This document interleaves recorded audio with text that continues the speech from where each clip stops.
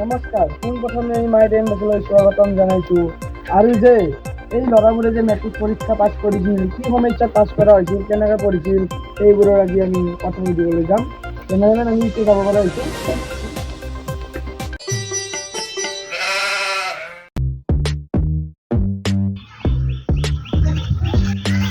হয় ভাই, তুমি মেট্ৰিক দিছিলানে? মেট্ৰিক দিছিলা? তুমি পাছ কৰিছা? পাছ কৰিছা। কিমান ডিভিজনত পাছ কৰিছিলা? মই ফাৰ্ষ্ট ডিভিজন পাছ কৰিছিলোঁ। First division. লেটাৰ কেইটাত পাইছিলা? 6টাৰ ভিতৰত 3টা লেটাৰ পাইছিলোঁ। তিনিটা পাছ কৰিছিলা। সেই সমস্যাবোৰ কেনেকুৱা আছিল তুমি ক'ব এই বহুত কষ্ট দাদা, পঢ়ি পাগল হৈ গৈছোঁ আৰু বহুত কাম কৰিছিলোঁ। তোমালোকৰ বিদ্যুৎ লাইন আছিল? ভালে, আমি তোমালোক এতিয়া তোমাৰ এতিয়া পাছ কৰিছা, ভাল লাগিল। আৰু আমি যাই আছোঁ এতিয়া আনজনৰ লগত নিউজবোৰ কথা ক'বলৈ। আহা কেমেৰা।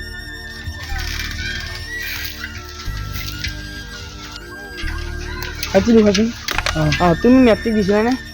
হয়, মই মেট্ৰিক দিছিলোঁ। মেট্ৰিক দিছিলা? তুমি পাছ কৰিছা নে ফেল?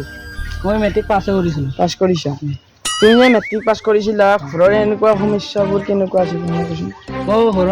ঘৰত বিদ্যুৎ পৰিবহণ নাছিল। মই ৰাতি হ'লে তেজপুৰত যাওঁ। এই তেজপুৰত মানে গাড়ী আহি থাকে, হয়, সেই হয়। গাড়ী আগে মই দাউৰি কিতাপ কেইখন লৈ যাওঁ। হয়, হয়, দাউৰি মই পঢ়িছিলোঁ। তেতিয়া আৰু মোৰ ঘৰৰ একদম অৱস্থা বেয়া আছিল। মই দিনত স্কুলত যাওঁ, স্কুলৰ পৰা আহি মই কাম কৰিব যাওঁ গেলামাল দোকানত। তাতে আলু বস্তা, পিঁয়াজৰ বস্তা দাঙি যি 2 টকা পাওঁ সেয়েৰে মই ঘৰখনো পঢ়িছিলোঁ। লগতে মই নিজৰ কাৰণে অলপ কৰিছিলোঁ। কিতাপ গপাল চাহৰ দোকানত যাওঁ, এই গপাল চাহৰ দোকানত চিঙিৰা বনা আটা ময়দা এইবোৰ দাঙি মই মানে আমাৰ ইয়াতে এই চাহৰ দোকানত মানে চিঙিৰাটো বৈদ্য সদায়। এই চিঙিৰাটো মানে মই সদায় চিঙিৰা খামেই, চিঙিৰা নাখালে থাকিব নোৱাৰোঁ। এইখিনি ইয়াতে আমাৰ এটা চমু বিৰতি, এতিয়া এডভাৰটাইজ এটা দিব লাগে। আমি যাওঁ। এই ভিডিঅ'টো ভাল লাগিছে সকলোৱে লাইক কমেণ্ট শ্বেয়াৰ কৰি দিব। লগতে নতুনকৈ যিসকলে চাইছে চেনেলটো ছাবস্ক্ৰাইব কৰি দিব আৰু লগতে মুঠিও দিব।